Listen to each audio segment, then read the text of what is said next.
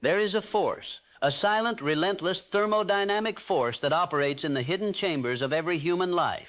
It is not luck. It is not chance. It is not a random gift bestowed upon a chosen few by a capricious universe. It is something far more potent, far more fundamental, and it is already active within you at this very moment. The only question is whether you are its master or its slave.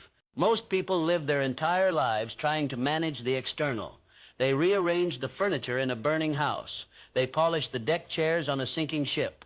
They seek better weather, calmer seas, a kinder map. They are forever passengers, reacting to the storms, begging the universe for a smoother ride. And they call this living. They call this being responsible. They call this safe. But I am not here to speak to most people. I am here to speak to you, to the one who feels the rumble, to the one who senses, deep in the marrow of their bones, a parallel existence running just beneath the surface of this one, a current of pure potential. You have felt its tug in your moments of deepest quiet, in the frustration that boils up when you see a life of mediocrity laid out before you like a pre-written script, in the anger that flashes when you are told to be reasonable, to lower your expectations, to be grateful for the crumbs. That anger is a sacred signal. It is the protest of your latent power. It is the roar of the engine that has been ignored. For you see, you are not a passenger.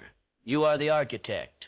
And every architect requires a blueprint, not a sketch, not a vague idea.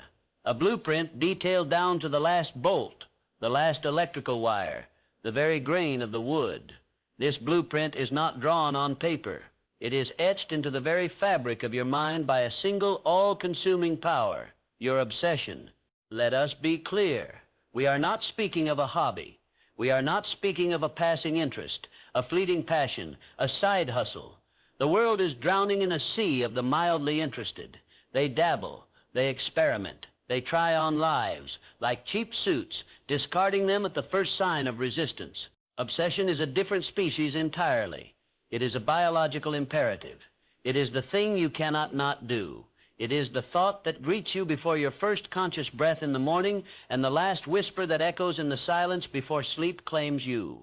It is the filter through which all of life is processed. Every conversation, every book, every piece of data, every stranger's face, it is all fuel. It is all grist for the mill of your one central defining purpose. This is the invisible engine. Look at the monuments of history. Not the buildings, but the empires of innovation, the cathedrals of art, the revolutions of thought. Behind every single one, you will find not a committee, not a consensus, but a single obsessed individual, a mind on fire.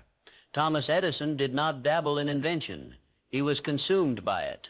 His workshop was not a place of work. It was a temple to his obsession. He did not fail 2,000 times to invent the light bulb. He succeeded in finding 2,000 ways it would not work, because his obsession demanded the one way that would. His obsession was the engine. The light bulb was merely the exhaust. Henry Ford did not simply want to build cars. He was obsessed with a concept, democratizing movement, putting the world on wheels. When experts told him it was impossible, when financiers laughed at his V8 engine, his obsession did not waver, it intensified. He wasn't arguing with critics. He was building the reality his obsession demanded. The assembly line was not a business strategy. It was a physical manifestation of a relentless, focused mind. Your obsession is the very source code of your energy. People speak of being tired, of being burned out. But I tell you, burnout is not the result of overwork on a meaningful path. It is the result of underwork on a soul-crushing one. It is the exhaustion that comes from betraying your own potential. It is the fatigue of an engine being forced to run on the wrong fuel, the weak fuel of obligation, of conformity, of a life lived for the approval of others. When you are aligned with your true obsession, you tap into a different kind of energy altogether. It pulls you out of bed an hour earlier, not with the shrill cry of an alarm clock, but with the magnetic pull of a calling. It gives you focus in a world designed to shatter your attention. It makes the irrelevant fade into static. The opinions of the masses become meaningless noise. The fear of failure becomes nothing more than a data point on the path to mastery. This is the first great awakening. To realize that the fatigue, the distraction, the lack you feel is not a sign of your inadequacy. It is a sign that you have disconnected from your engine. You are trying to push the car with your own physical strength, grunting and straining, instead of simply turning the key. So I ask you now, in the stark and unforgiving silence of your own mind, what is it?